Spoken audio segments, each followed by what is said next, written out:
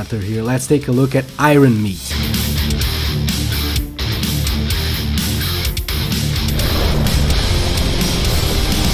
Iron Meat is a run-and-gun game in a crazy setting where meat aliens infected humans and machines of all shapes and sizes, smoosh them together for some gory, freaky amalgamations that fit the gameplay very well. There's no denying that this is a Contra clone, but is it only for Contra fans? And is it a perfect fit for Contra fans? Let's find out. Welcome to the channel, this is From the Void.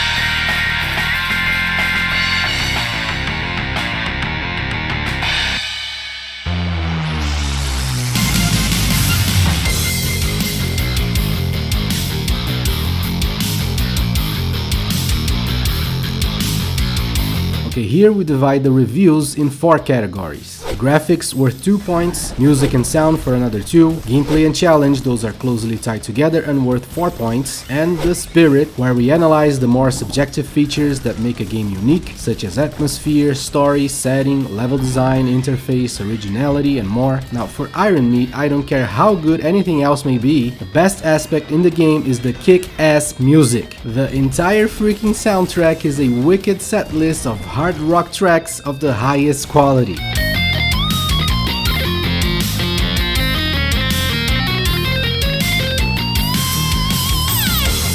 See? Hell yeah, seriously, and this is the whole soundtrack. I've never had a harder time selecting what songs to feature on the video. An abundance of riches is what this is. And sure, music is a matter of taste, but it's pretty much impossible to deny that this kind of soundtrack is perfect for this kind of game. And that every track here is super well made, so the music elevates the game so much that it affects the spirit of Iron Meat in a very positive way. Plus, they went above and beyond with 2 options for the entire soundtrack, a full instrumental rock band option and a also kick-ass retro style chiptune soundtrack. I mean, come on, any one of the 2 would have been awesome already, and we got both. The sound effects are solid too, so nothing to complain here, much on the contrary.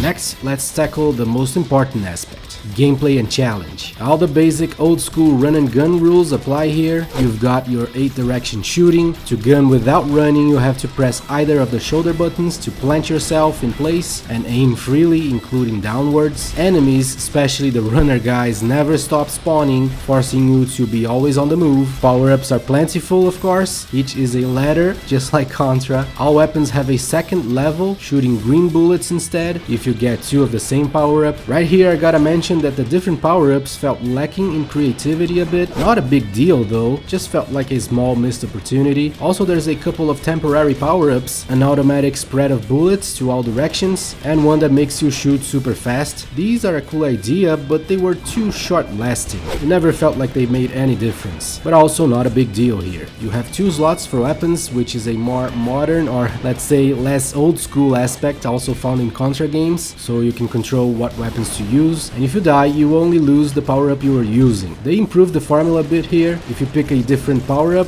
it will go to the other slot automatically, sparing you from needlessly losing the one you already had. This is actually something they did to many aspects in Iron Meat. I guess this is my main point in the entire review. Here we go. This aims to be a Contra-like in pretty much all meaningful aspects, but also makes a bunch of slight changes to also make it much more approachable to the non-hardcore audience. Because let's be frank, Contra is awesome, but also alienating to many people because of the ruthless difficulty. Iron Meat in normal mode is much less punishing. You have way more lives, there are way fewer cheap shots throughout the game, feeling much more fair than your regular Contra game. Simply put, overall difficulty on normal is toned down a lot, but then hard mode, on the other hand, brings you much closer to an exact Contra feeling gameplay when even the fastest reflexes and total familiarity familiarity with the controls are not enough. You gotta learn the behaviors of the enemies and the entire level layouts very intimately in order to win. So answering my own question from the beginning, this is both a game for a wider side-scroller shooter audience as well as a perfect match for old-school Contra fans. There is no denying that they did a great job here with making the game fit different kinds of players. However, the game is rather short for a single run, a bit under 2 hours tops, even if you die a good amount of times. On the other hand, there is an unlockable system where you can rank up by making points, and each rank grants you an unlockable skin, which is cool. It's a great way to incentivize the players to kill all enemies on screen instead of running past them, so you can accrue more points that way. Problem is that the final ranks require a lot of points, so the way to get them is by replaying the game a bunch of times. So you will be tempted to try hard mode so the game doesn't feel too repetitive, but that is not for everyone, so it feels like the replayability part is much more aimed to the hardcore fan than to anyone else. This is probably the biggest gap maker in the score. The game is short unless you are very into hard games or repetitive stuff, I guess. As for graphics, things are very straightforward here. My singular complaint is about the orange shots from the enemies. Many times they felt invisible, blending into some of the environments too much, but only against some of the environments. So not a huge deal.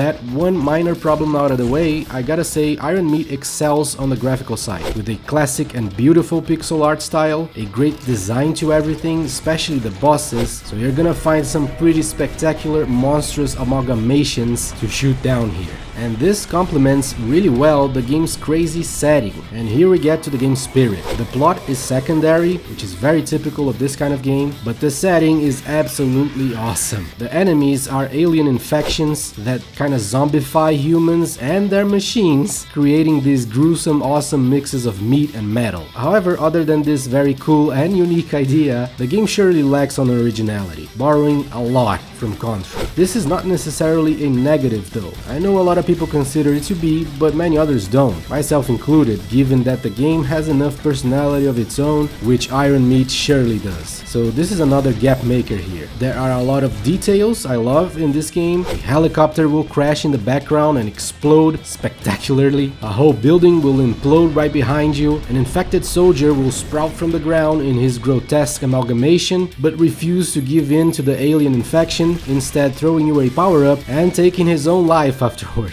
This kind of thing adds a lot to the spirit of the game. There are even some of those things in the level design itself. You can destroy a lot of things in the environment, and some of it will have implications, like destroying the elevator button makes the elevator full of enemies drop down, for instance. Pretty cool attention to detail here.